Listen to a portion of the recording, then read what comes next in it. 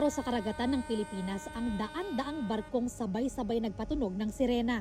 Paggunita yan sa ika-10 anibersaryo ng makasaysayang 2016 Arbitral Award na nagpawalang bisa sa 9-dash line ng China sa South China Sea. 10 Longhorns, it symbolizes the 10th anniversary of the Arbitral Ruling Award. The message is very clear, is upholding the maritime law.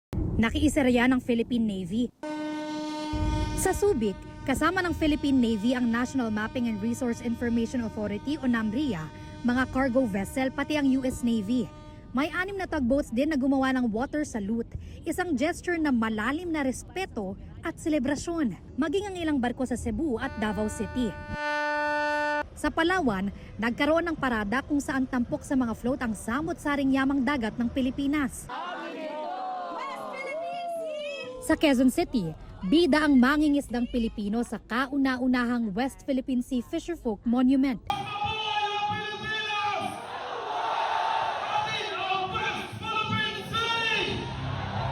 Hindi naman nagpatinag sa malakas na ulan ang mga nakiisa sa National Peace Walk na taas na upang winagayway ang watawat ng Pilipinas. We walk together, but sometimes the simplest acts carry the strongest messages. Thousands of footsteps, one direction, one purpose. Sa Parañaque, nagdaos ng misa sa puntod ni dating Pangulong Noynoy Aquino. Sa ilalim ng Aquino administration, inihain ng gobyerno sa Permanent Court of Arbitration ang kaso laban sa China. We need to be firm about yung position natin, pero hindi yan mangyayari kung paiba-iba yung nagiging polisiya ng gobyerno. Hindi tayo dapat bumalik sa panahon na pinagdududahan natin yung sarili nating karapatan.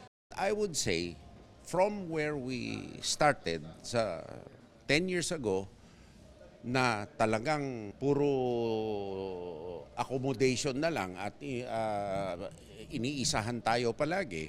Ngayon, tinatatag na natin ang ating kakayahan, pangalagaan ang ating karagatan. Ngayon, tinatatag na natin ang ating kakayahan, pangalagaan ang ating karagatan. At habang tumatatag tayo, bumibilis naman ang paglakas ng ibang ng mga gustong lumapastangan sa karapatan natin. No? So ito ay everyday effort. Hindi tayo pwede magpabaya kahit isang segundo. Nag-ugat ang kasong isinampa ng Pilipinas laban sa China sa standoff ng mga barko ng dalawang bansa sa Panatag o Scarborough Shoal noong 2012. Nang mag-inspeksyon kasi ang Philippine Navy sa Chinese fishing vessel noong April 10, 2012, natagpuan ang mga koral, pating at taklobong na iligal na hinangon ng mga mangingisdang Chino. Pero bago pa maaresto, nang himasok ang mga barko ng Chinese Maritime Surveillance at kalaunan ay nagkaroon ng 2 buwang standoff.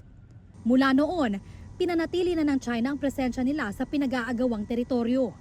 Base sa 501-page ruling ng Permanent Court of Arbitration, invalid ang historical rights ng China sa kanilang 9-dash line. Idineklara rin ng Panatag o Scarborough Shoal bilang common fishing ground. Ibig sabihin, pwedeng mangisda ang Pilipinas, China at iba pang bansa na may traditional fishing rights sa lugar. Sinita rin ng korte ang China sa pagharang nito sa mga Pilipino na mangisda sa bahura. Ang desisyong yan, suportado ng mga kaalyadong bansa ng Pilipinas. Sa joint statement na inilabas ng Department of Foreign Affairs, iginit ng Pilipinas at 13 pang bansa na walang basehan ang malawak na maritime claims ng China sa South China Sea. Binigyang diin din ng mga bansa ang pagtaguyod sa freedom of navigation and overflight at iba pang nakasaad sa UNCLOS. Ang Chinese Embassy, naninindigang invalid ang arbitral ruling at dapat idaan sa bilateral negotiation ang pag-ayos sa mga gusot ng dalawang bansa. Bea Pinlac, Nakatutok, 24 Oras.